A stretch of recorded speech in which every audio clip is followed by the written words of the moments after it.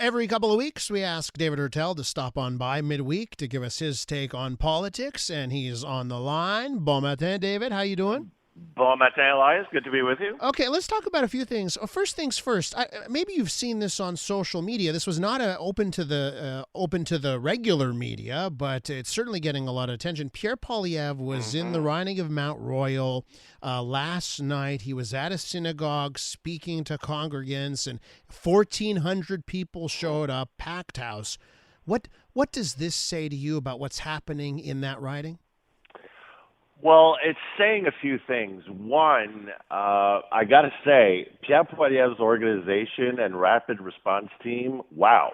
I mean, to Mm-hmm. take advantage of what's going on right now in that way, going on the ground in, Mount Royal, Elias, as you know, the most liberal of liberal writings, Yeah. and exploiting this division on what's going on in Israel and Gaza right now. And Anthony Housefather expressing doubts last week on his own future as a member of the Liberal Party of Canada. And that will also translate not only in trying to exploit this rift, this deep division that is growing within the Jewish community, not only in Montreal but across Canada, and the Trudeau government for its wishy-washy position on the conflict. But also, this means politically, this means money. This is Mm-hmm. Pierre Poilievre. I'm sure there are checks that are tied to this visit. We're going towards a federal election. It means money is going to be needed to manage this upcoming political Well, campaign. you're And talking about I, it yeah, is the never-ending fundraising that yeah. has to happen to prepare the Mhm. coffers for a federal Mhm. election. And I've seen the reporting every quarter. The people have been speaking, and this is now for a couple of years, where the Yeah. conservatives keep winning on the Yeah. fundraising front. How big of a deal is that when we get to 2025, if we have to wait that long? How big of a deal is it, David, just how successful the parties are when it comes to that? It's a huge deal. When you're talking about races in certain key markets, like the Greater Toronto Area, like outside Quebec City, the regions, Vancouver, these are expensive media markets. Mhm. And the campaign now is not just when the gun goes off, 30 or 45 or 60 days before the actual vote. It's going on right now when the spending is not controlled, Yeah. when you can buy ads, when you can go on social media and be very aggressive.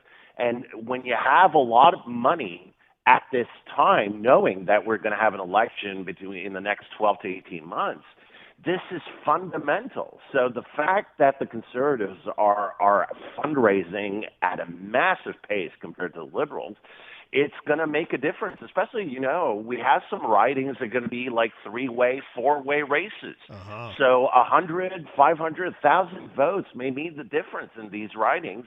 And for the conservatives, having more money is going to be a key.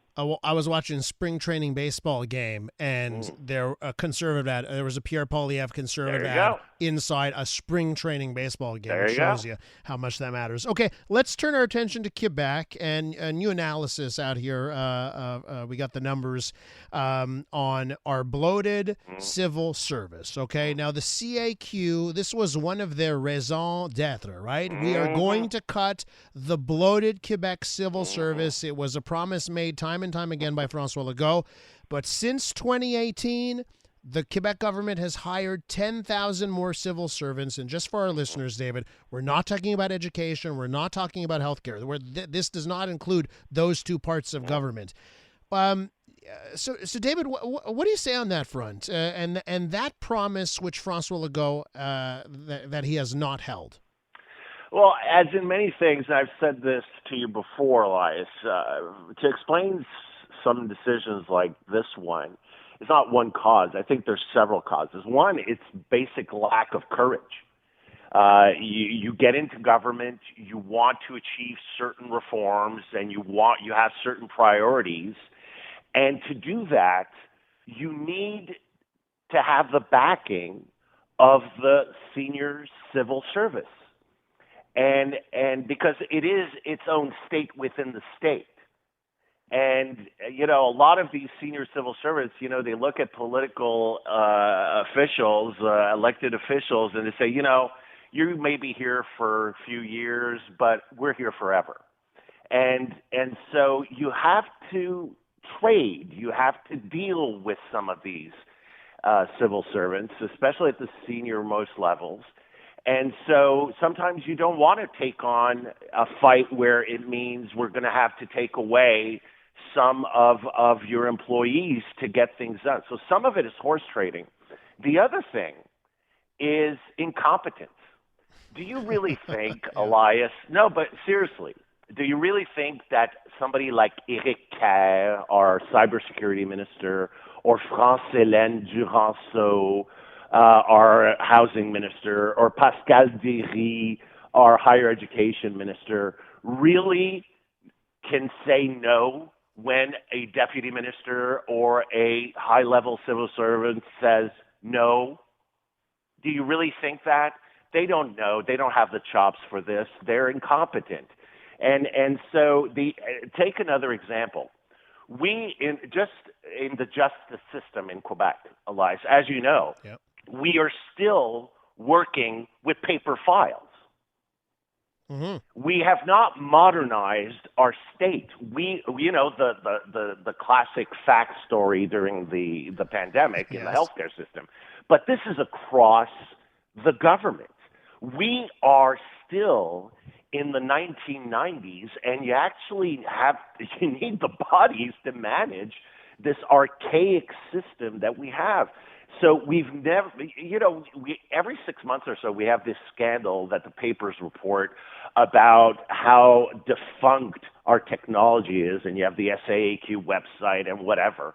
But there is, I think, an organized resistance within the government to protect jobs that would be lost if we actually had the guts and the competence and the skill to really modernize the state, which we're not doing because it would cost jobs. It would come renewal of bargaining agreements. You would have prolonged strikes. You would have a lot of problems right now. You're so right. I could give you much more examples. I know we're short on time, but I'm telling you, there's a much more profound problem with regards of the modernizing of the Quebec and federal state. This doesn't just happen in government. It happens in business as well. Mm-hmm. Listen, I'm someone that believes in the purpose of unions, but it sometimes will happen where a union will stand in the way of modernization to protect jobs. I've seen it. I've seen it. So let me just throw something out there before I have to let you go, David, because I got a text message on our first topic talking about Anthony Housefather, the Mount Royal riding. Get a load of this text message. And, when someone texts with a piece of news information, I can't verify it on the fly, but I'll say this. I looked into the history of this text messenger. They text every now and again, like every couple of months, they'll send us one text message. It's always on different subjects. So it's not someone who's got a history of always texting about a certain thing. Listen to this text. So we'll take it at face value for now.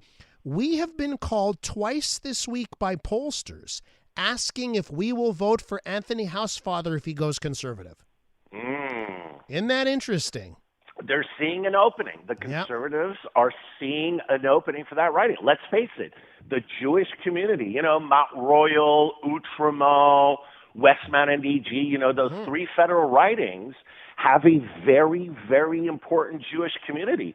And right now, with the way that Justin Trudeau and Mélanie Joly have been fumbling on this situation with Israel for months now.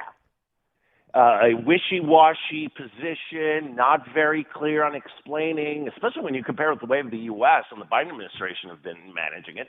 I'm not surprised that some people are seeing an opening, especially depending on how Anthony Housefather is going to go, because a lot of people love the person. And some of these rare writings across Canada, Elias, on this, a lot of people, they vote the person, not the party. It happens. It does happen. It is true. When you can make a connection on the local level, it definitely can happen. David, thanks so much. Always appreciate your insight.